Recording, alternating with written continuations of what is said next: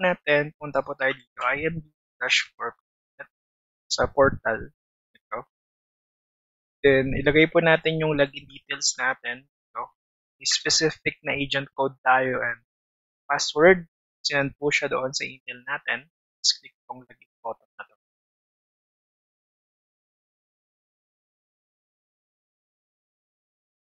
Then, from here, scroll down natin siya from the my dashboard. Hanapin po natin itong vaultassurance.com and life. So, makita natin dito dalawa yung button. First, just click here to get quote. And then from here, voucher/discount. So, check natin. So, dito sa voucher, later on, magagamit natin siya once na mag-pay na tayo or checkout. For this case, ito yung gagamitin natin.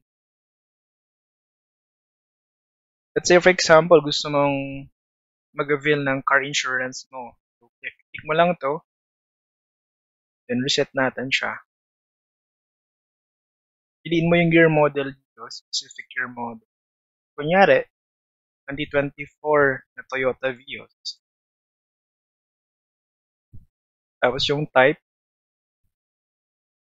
kunyari XL, gas automatic forward or forward drive, sedan. Let's click natin tong next.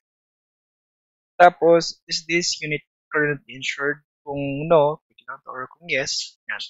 Provide natin specific na provider. Kunyari,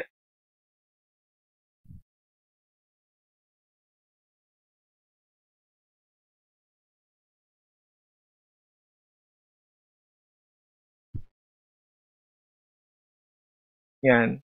Check nyo po yung current na insurance provider nyo pong kailan yung expiration date. Let's click next. Tapos, provide lang kung ginagamit mo siya for private, commercial. For this case, private, natin yung next. Tapos, kung finance ba siya or hindi. Kung yes, okay mo yung bank ito. Piliin mo lang yung specific na bank or financing institution, BPI. Tapos, click next. Tapos, yung compulsory, yes lang siya. Tapos, dito, enter mo yung details mo, first name, last name, email address, mobile number, and click yung submit button. So, pwede mo i-edit yung details mo. Pwede mong, ito na yung pinaka-max na pag bodily injured, submit. Ito yung fair market value. Just click mo tong order now. So, pag hindi ka IMG member, ito yung regular price. 1,157.45. Whereas kung IMG member ka, ito. So, magagamit mo yung voucher dito. Ito yung voucher. Click mo to yung QR code. Ito. Then, dito mo siya ilalagay. Yan. Pwedeng, depende sa online ba or direct na sa finance bank address mo. Pwede yon. Kunyari, online for now. Tapos lalagay mo to. This voucher.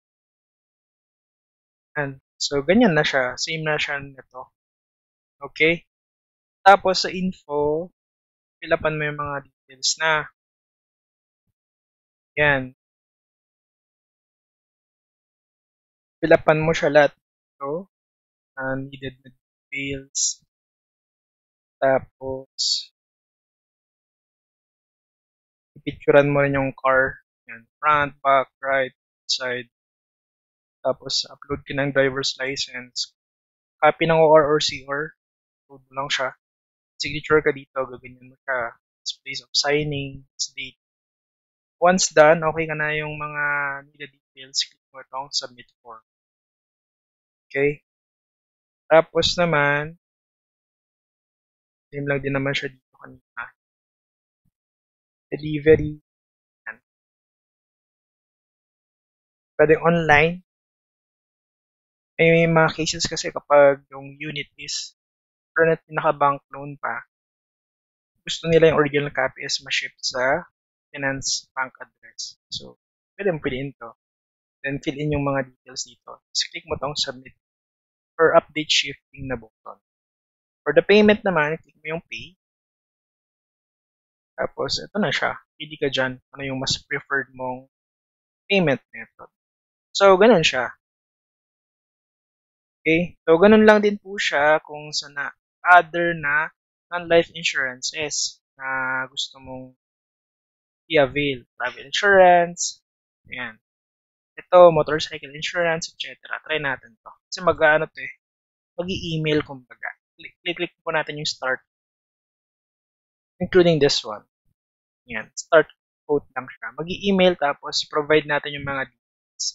So, yung pag nag-payment po tayo, kunin po natin to, yung voucher. Sa part nito. Voucher dash discount. Considering na IMG member na po tayo. Para maka-discount din po tayo.